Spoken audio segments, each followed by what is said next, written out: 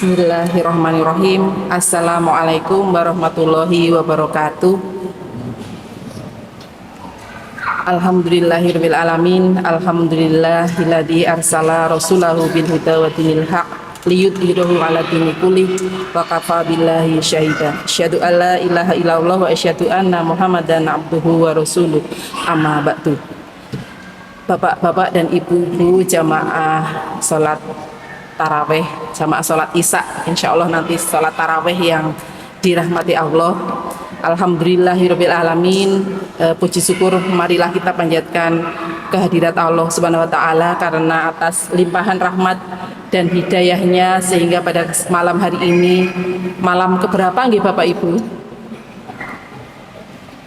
Ketiga ya, keempat nggih, malam keempat. Berarti sudah malam keempat ini sudah alhamdulillah sudah sekian persennya kita semua masih diberikan kesehatan, nikmat dari Allah sehingga pada malam hari ini alhamdulillah kita semua masih bisa berjamaah sholat isya di tempat ini dalam keadaan sehat tentunya. Sholawat dan salam semoga senantiasa dilimpahkan kepada junjungan kita Nabi besar Muhammad Sallallahu Alaihi Wasallam beserta umatnya yang istiqomah pada ajarannya. Amin amin ya rabbal alamin. Selanjutnya Bapak dan Ibu yang saya hormati serta anak-anakku semuanya luar biasa yang hadir, tua, muda begitu, dan anak-anak ini sangat luar biasa. Mudah-mudahan anak-anak kita menjadi generasi penerus kita. Jadi saat ini kita ajak ke masjid dan mudah-mudahan nanti beberapa tahun ke depan akan menggantikan kita, meneruskan perjuangan kita semua dalam menegakkan agama Islam. Bapak Ibu yang saya hormati, ini saya sekedar menjalankan tugas dari Ketua Takmir nih Bapak Ibu. Jadi ada sedikit materi yang ingin saya sampaikan terkait kultum pada malam hari ini, yakni tentang puasa bagi lansia. Ini saya lihat ada yang sudah lansia, lanjut usia maksudnya. Tetapi juga lebih banyak yang muda saya lihat, yang lansia mungkin sedikit ya. Saya tuh sudah termasuk golongan lansia ini Bapak dan Ibu. Nah kalau ibu-ibu di sana itu muda-muda semua nampaknya ya. Jadi alhamdulillah. Tetapi kenapa bahasan kita adalah lansia? Karena kita semua tentu berada di dalam keluarga, jadi dalam sebuah keluarga kita itu mungkin ada sebagian yang tinggal bersama lansia atau lanjut usia atau kakek nenek atau ibu bapak kita yang sudah berusia di atas 60 tahun begitu. Nah ini tentu di dalam berpuasa memerlukan banyak perhatian Bapak Ibu. Jadi perhatian apa yang perlu kita berikan kepada lansia selama bulan puasa ini menjadi penting, dan kita punya tugas. Kalau di rumah kita ada lansia, tentu selama bulan Ramadan ini kita harus perhatikan minimal 3 hal. Minimal 3 hal pada bapak ibu kita yang sudah sepuh atau orang tua kita yang sudah sepuh. 3 hal itu antara lain yang pertama adalah secara fisik, aspek fisik, karena ibadah puasa ada hubungannya dengan ibadah fisik. Bapak dan Ibu yang saya hormati dan dirahmati Allah, puasa bagi lansia itu cukup tricky ya. Tricky itu artinya ada hal-hal yang harus diperhatikan. Karena secara alamiah, itu atau sunatullah lansia atau manusia yang sudah berusia lanjut, entah itu 55 tahun ke atas atau 60 tahun ke atas, itu pasti sudah mengalami penurunan fungsi tubuh. Seluruh fungsi tubuh itu menurun, seluruh fungsinya itu menurun. Penurunannya itu sangat tergantung dengan gaya hidup kesehatannya masing-masing. Barangkali yang selama ini banyak berolahraga gitu ya, istirahatnya cukup, makanannya gizinya seimbang dan sebagainya, barangkali penurunannya tidak drastis ya. Tetapi kalau tidak berkesempatan olahraga dengan baik, kemudian istirahatnya kurang dan sebagainya, barangkali ada hal-hal yang kemudian cukup cepat ya menurunnya. Ini insya Allah kalau bagi sebagai umat Islam itu tentu pergi ke masjid, sholat dan sebagainya itu bagian dari sebuah aktivitas ataupun mungkin gerak badan ya. Dengan sholat itu kan ada gerakan badan, pergi ke masjid, apalagi kalau di Walidah Dalan itu berkesempatan lewat tangga ya luar biasa ya. Tapi harus hati-hati karena tangga kita itu anak tangganya itu banyak dan kecil-kecil ya, harus hati-hati. Kalau kita berkesempatan naik tangga, naik turun tangga itu insya Allah akan sehat ya, lebih sehat. Ini bagian dari upaya untuk menjaga kesehatan. Nah, sehubungan dengan puasa itu ada 3 hal atau 3 aspek tadi. Yang pertama adalah bahwa tentu sebagai bagian dari keluarga kita harus menjaga agar lansia yang tinggal bersama kita di dalam keluarga kita itu bisa menjalankan puasa sebagaimana perintah Allah dalam Al-Baqarah ayat 83. A'udzubillahi minasyaitonirrajim. Bismillahirrahmanirrahim. Ya ayyuhalladzina amanu kutiba alaikumusiyama kama kutiba alal ladzina min qablikum la'alakum tattaqun. Jadi ketakwaannya diharapkan semakin meningkat. Bahkan di akhir Ramadan itu adalah puncak ketakwaan, dan harapannya begitu akhir Ramadan 1446 itu kemudian meningkat terus begitu. Itu tantangan kita semua di dalam tadi ya, mendukung puasa bagi warga kita atau keluarga kita yang sudah ada yang sudah menginjak lanjut usia. Yang pertama apa Bapak dan Ibu? Tentang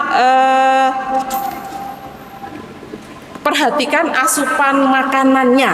Nah, jadi bagi Bapak Ibu yang kagungan lansia di rumah itu monggo, atau Bapak Ibu yang sudah sepuh barangkali ya, itu satu daharnya yang diperhatikan. Jadi monggo makannya itu sebagaimana anjurannya kita makan seimbang, dan makannya juga tidak terlalu berlebihan. Jangan kalau sering orang bilang adalah balas dendam. Nah, apalagi kalau sudah sepuh, kalau balas dendam nanti perutnya sudah menolak ya, jadi mungkin ada keluhan yang tidak nyaman. Nah, kalau anak-anak kecil itu barangkali walaupun balas dendam itu karena cepat metabolisme pencernaannya cepat, itu akan cepat terurai. Kalau lansia mungkin waretnya itu lama gitu, jadi seseknya itu lama. Jadi itu yang pertama, asupan makanannya harus mengandung gizi yang seimbang. Diupayakan sumber energi menika terbuat dari karbohidrat yang penyerapannya itu agak lama. Jadi contohnya menopo, tapi contoh ini agak susah juga nggih. Kalau anjuran secara kesehatan itu lebih baik seperti singkong nggih, gandum, singkong, ubi, jagung menika ingkang sae. Tapi ini kan juga susah ya. Kalau harus sahur badak godhog singkong itu mungkin juga susah ya. Tetapi ini sebenarnya idealnya. Nah, monggo Bapak Ibu nanti mungkin bisa dicoba dikombinasi ya. Mungkin nasinya sedikit, nanti ada singkongnya gitu ya, atau pakai beras merah itu sebagai sumber karbohidrat. Kemudian lauk itu sebenarnya yang mudah itu telur ya. Bapak Ibu bisa mengkonsumsi 2 sambil lauknya tadi nasi merah misalnya ditambahkan singkong, jagung atau apa, kemudian telur rebus cukup 2 biji itu ya. Kalau tidak kerso kuningnya ya cukup di dahar putih telurnya. Kemudian nanti sayur, buah, dan yang jelas adalah minuman atau cairan. Nah, Bapak Ibu sebaiknya yang sudah lansia itu bisa mengatur minumnya aja. Jadi barangkali nanti bisa dibiasakan sambil sholat taraweh menika sambil ngunjuk gitu. Bukan sambil sholatnya, sambil membawa itu adik-adik membawa minuman. Nah, itu monggo Bapak Ibu bisa sambil membawa botol yang berisi minum gitu. Di setelah sholat 4 rakaat pertama bisa minum, nanti 4 rakaat kedua minum lagi dan sebagainya. Harapannya minumnya ya sama dengan ketika tidak puasa harapannya, tapi ini juga agak sulit. Itu yang perlu diperhatikan adalah kalau lansia lanjut usia itu adalah minumnya jangan sampai tidak minum karena bahaya, nanti namanya dehidrasi atau kekurangan cairan. Kemudian kalau di tengah-tengah keluarga Bapak Ibu ada yang lansia, jangan sampai atau upayakan bangun sahurnya itu pas ya. Pas itu artinya tidak kemalaman ataupun tidak menjelang subuh. Nah, biasanya kalau lansia atau simbah-simbah yang terlalu malam daharnya itu paginya nanti cepat luwe atau cepat lapar. Nah, sedangkan terlalu deket azan subuh itu tergesa-gesa, itu membuat itu tadi ya ceguan dan sebagainya ya, di perutnya nggak nyaman. Lah ini kita yang punya keluarga dengan anggota lansia, monggo nanti bisa diatur waktu sahurnya terutama. Kemudian selama siang hari, begitu siang hari monggo dikurangi aktivitasnya, bisa menopo aktivitas yang berat monggo untuk bisa dikurangi agar energinya berhemat. Ini terutama untuk yang lansia. Saya pikir itu yang harus kita lakukan. Kemudian bagi yang lansia kebetulan minum obat secara teratur, nanti bisa diingatkan jadwal-jadwalnya. Biasanya simbah-simbah atau para lansia itu begitu mau puasa itu, kalau yang sudah sering ke dokter pasti sudah konsultasi ya, gimana caranya dok minum obat 3 kali selama bulan Ramadan, itu pasti sudah diberikan penjelasan. Lah ini monggo kita sebagai keluarga bisa mengingatkan 3 kali sehari minum obat atau sekali sehari minum obat, silahkan nanti bisa diingatkan. Kemudian yang kedua adalah aspek psikososial, ini secara alamiah juga lansia itu mudah kesepian, mudah sedih. Kalau ditinggal pergi anaknya atau cucunya kerja itu di rumah itu sudah bete, bahasa anak mudanya ya, sudah sedih, sudah mudah nelongso gitu lah. Ini monggo selama bulan Ramadan gimana agar lansia kita, simbah-simbah kita atau bapak ibu kita yang ada di rumah itu senang gitu ya, semangat dalam menjalankan puasa dan ibadah lainnya, ibadah wajib lainnya ya, silakan bisa disapa, bisa ditemani, bisa mungkin bersama mendengarkan ceramah di TV atau dimanapun. Nah, bagi yang punya bapak ibu jauh dari rumah kita atau kita tidak tinggal serumah dengan para lansia itu, silahkan bisa mungkin mengirimkan makanan yang disukai ya. Biasanya suka abon, silahkan dikirim abon. Yang biasanya suka buah-buahan anggur misalnya, silahkan dikirim buah anggur. Itu kesempatan kita sebagai anak atau cucu kepada orang tua kita atau nenek kakek kita bisa memberikan perhatian selama bulan Ramadan itu, agar nenek kita atau lansia-lansia yang ada di sekitar kita itu bisa menjalankan ibadah dengan baik. Nah, kemudian atau telepon itu sudah cukup ya, telepon, video call. Sekarang kan semua nggak ada yang tidak punya HP, itu silahkan bisa ditelepon, sehingga kalau lihat wajah anaknya atau cucunya pada saat makan itu pasti akan senang dan semangat gitu ya. Dan yang terakhir itu adalah aspek spiritual. Nah, lansia itu biasanya sangat menanti-nanti datangnya bulan suci Ramadan, itu sangat dinantikan. Jadi sehingga ibadah-ibadahnya tentu kita dukung agar optimal. Gimana caranya mendukung agar optimal? Bagi simbah-simbah kita yang sudah sepuh barangkali kesulitan ke masjid, mungkin bisa kita antar, kita boncengkan diantar pakai motor gitu ya, atau diboncengkan, nanti disiapkan kursi yang mungkin tidak bisa duduk di lantai begitu dan sebagainya. Itu bagian dari dukungan kita dalam aspek spiritual. Mungkin kita belikan atau kita bisa pinjamkan di masjid atau apapun lah Al-Quran yang tulisannya besar-besar, sehingga ketika tadarus itu nggak cepet capek ya.